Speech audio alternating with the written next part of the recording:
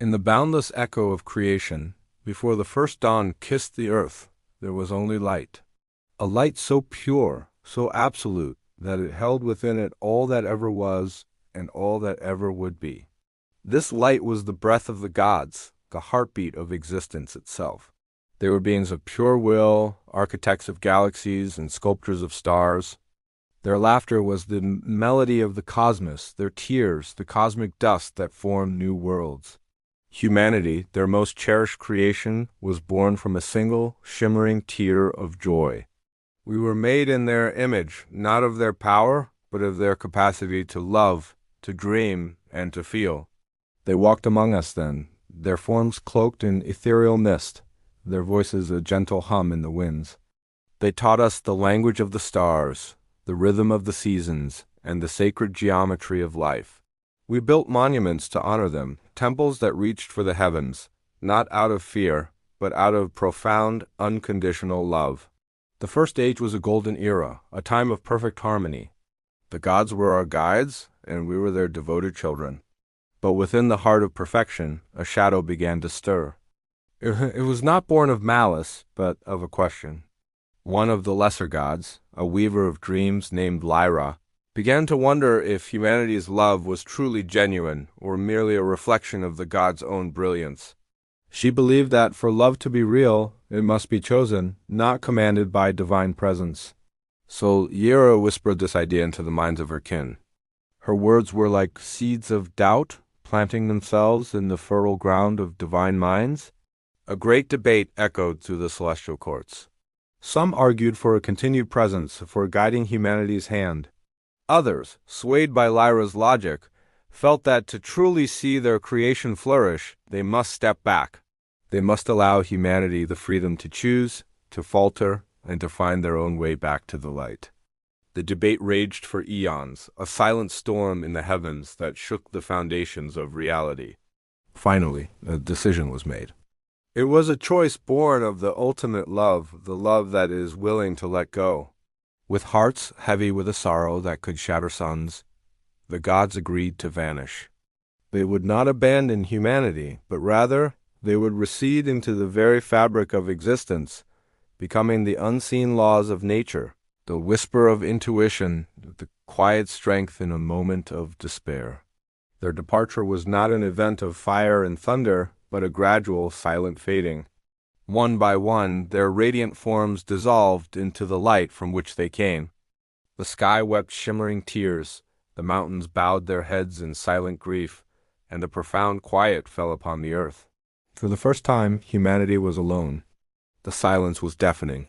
The vibrant colors of the world seemed to dull, and the songs of the earth lost their divine harmony. We cried out for them, our voices echoing in empty temples.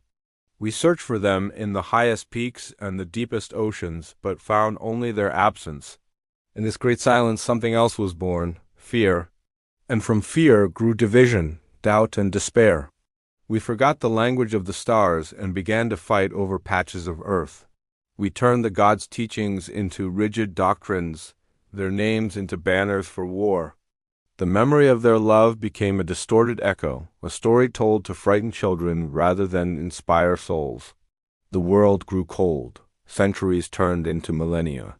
We built new empires on the ruins of the old, each one a testament to our ambition and our loneliness. We looked to the heavens, no longer with love, but with a sense of abandonment, a deep, ancestral wound that refused to heal. We were orphans of the cosmos, stumbling through the darkness, searching for a light we could no longer see. We had been given the ultimate gift of freedom, but we had used it to build a prison of our own making. But the gods had not truly left us. Their legacy was not written in stone or scripture, but was woven into the very soul of humanity. They left behind a spark of their own divinity within each of us. This spark is the source of our unyielding hope, our capacity for forgiveness, our selfless acts of kindness.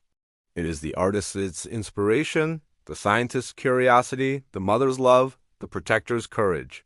It is the quiet voice that tells us to get up when we have fallen, to try again when we have failed, to love even when our hearts are broken. Their vanishing was not an act of abandonment, but an act of profound faith in us. They saw a potential in humanity that we could not see in ourselves. They knew that true strength is not given, but discovered. True wisdom is not taught, but earned. And true love is not a gift from the heavens, but a fire kindled within the human heart. Slowly, imperceptibly, we began to remember, not with our minds, but with our souls. We began to see the divine not in celestial beings, but in each other. We found their light in a stranger's smile, their wisdom in the quiet contemplation of nature, their love in the bonds of family and friendship. We learned that the temples we needed to build were not of stone, but of compassion. The prayers we needed to say were not of words, but of actions. We started to realize that the gods never vanished. They simply became a part of us. They are the courage that faces the dawn after a long night. They are the hope that plants a seed in barren ground. They are the love that rebuilds a broken world. Their ultimate gift was not their presence, but their absence, for it forced us to find the divine within ourselves. And so the legacy they left is you. It is me. It is every single soul who dares to dream, to create, to love in a world that often feels devoid of light. The story of the gods is not over. It is being written every day in every choice we make. We are the continuation of their song, the living embodiment of their eternal hope. We are the fallen who can rise again. We are the proof that light is never truly lost, because it lives inside us. It is our birthright, our purpose, and our greatest power. When you feel lost in the silence, listen closely. You will hear the echo of their love in the beating of your own heart. You are not an orphan of the cosmos. You are the heir to a divine legacy, a story of light and rebirth waiting to be told.